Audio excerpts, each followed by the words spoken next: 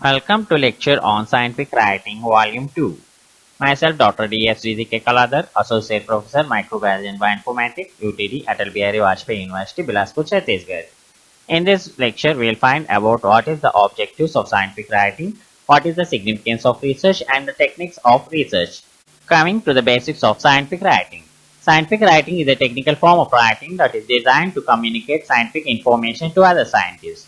Depending on the specific scientific genre, a journal article, a scientific poster, or a research proposal, for example, some aspects of the writing may change, such as its purpose, audience, or organization. Many aspects of scientific writing, however, vary little across these writing genres. Let's see about objectives of scientific writing. The aim of science is to generate new and reliable knowledge. If one only applies science, perhaps without doing own research, one should gather and apply state-of-art knowledge rather than outdated knowledge. Due to the aim of science, good writing is not a luxury, but an essential skill. It is an essential not only for the dissemination of knowledge, but also for creating knowledge. During the writing process, one is forced to precise in all details. It is only during the writing process that gaps in the reasoning or lack of clarity become apparent.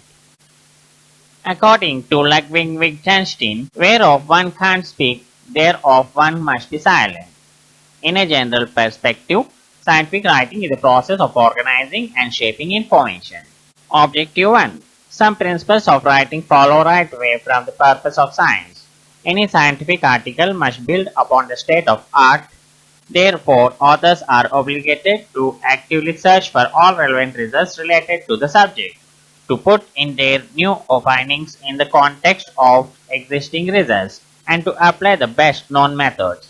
All we can say in rhymes can and must be said clearly. Any vague, evasive, or ambiguous statements are not scientific. Be clear about any assumptions made. Also distinguish and make it obvious what are proved facts and what are only hypotheses, conjectures, etc. Objective 2. Write for readers, not for self. The readers want to become aware of the subject and decide, is it an interesting or relevant matter for me? Do I want to read more?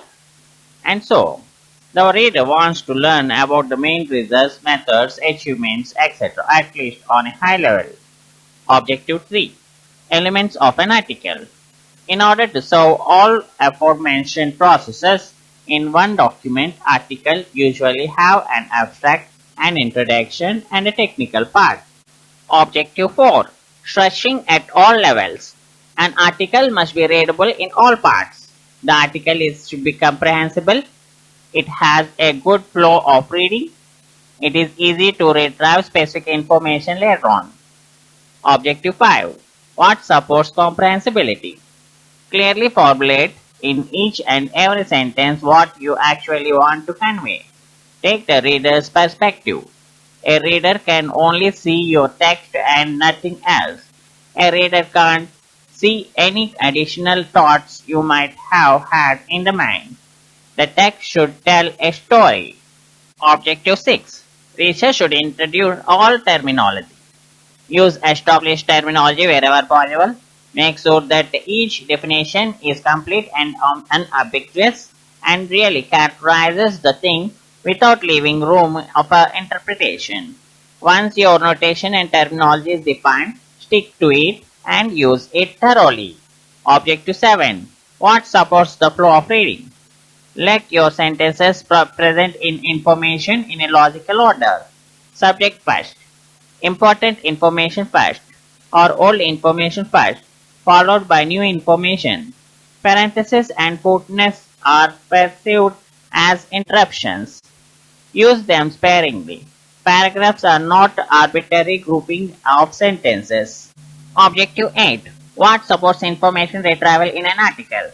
Write only sentences that are essential and carry information. Remove long-winded and commonplace sentences, statements, and word pages. Use informative and meaningful headings and subheadings. They should reflect the actual content of the section. Every figure, table, etc. should have a reference in the text such that its role in the article is clear. Objective 9. Intellectual honesty. Plagiarism in any form is a serious offense. It includes vertebrate copying of material without mentioning the source, also paraphrasing, that is copying plus modifications without mentioning the source, stealing ideas, stealing program code, and so on. Acknowledge earlier work you built upon, not only the bibliography. Reported data must be true. Extensive data that do not fit in the article can be provided as some form of supplementary material.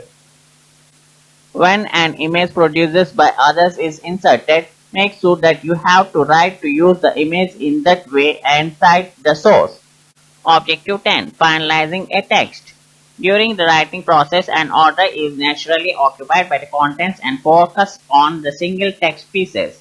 Therefore, a final overhaul of the text during the writing process, it is common to insert new pieces of text somewhere in the middle to move or delete pieces, to change formulations, and so on. Write all headlines in the sections in the same style. Use a spell checker. Often it is required to cut down a text to the prescribed length. The text must be objective and not pretentious. Also avoid both slangs and vagueness. Coming to the next topic, significance of research. All progress is born of inquiry.